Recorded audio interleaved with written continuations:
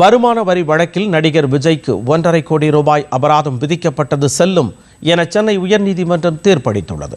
நடிகர் விஜய் வீட்டிலும் அலுவலகத்திலும் கடந்த 2015ஆம் ஆண்டு வருமான வரித்துறை திடீர் சோதனை நடத்தி ஏராளமான ஆவணங்களை பறிமுதல் செய்தனர். இந்த நிலையில் கடந்த 2015-16ஆம் நிதியாண்டிற்கான வருமானம் 35,42,91,890 ரூபாய் என்று விஜய் கணக்கு காட்டியிருந்தார். அந்த ஆண்டுக்கான மதிப்பீட்டு நடவடிக்கையை மேற்கொண்ட வருமான வரித்துறை அதிகாரிகள் 2015ஆம் ஆண்டு கைப்பற்றிய ஆவணங்களுடன் ஒப்பிட்டு பார்த்தனர். அப்போது புலி திரைப்படத்தில் நடிப்பதற்காக பெற்ற 15 கோடி ரூபாயை அவர் கணக்கில் காட்டவில்லை என்று கண்டுபிடித்தனர். இவ்வாறு வருமானத்தை மறைத்ததற்காக விஜய்க்கு 1,50,00,000 ரூபாய் அபராதம் விதித்து கடந்த 2022ஆம் ஆண்டு ஜூன் மாதம் 30ஆம் தேதி வருமான வரித்துறை உத்தரவு பிறப்பித்தது. இதை எதிர்த்து சென்னை உயர்நீதிமன்றத்தில் விஜய் வழக்கு தொடர்ந்தார்.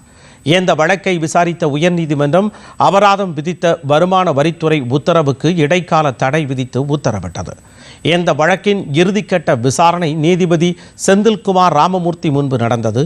அனைத்து தரப்பு வாதங்களையும் கேட்ட நீதிபதி தீர்ப்பை தேதி குறிப்பிடாமல் தள்ளி வைத்து உத்தரவிட்டார்.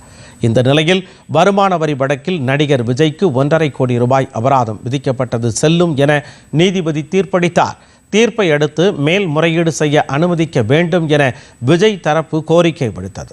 வருமான வரித்துறை விதித்த அபராத உத்தரவை எதிர்த்து மேல்முறையீட்டு தீர்ப்பாயத்தை விஜய் அணுகலாம் என நீதிபதி தெரிவித்தார்.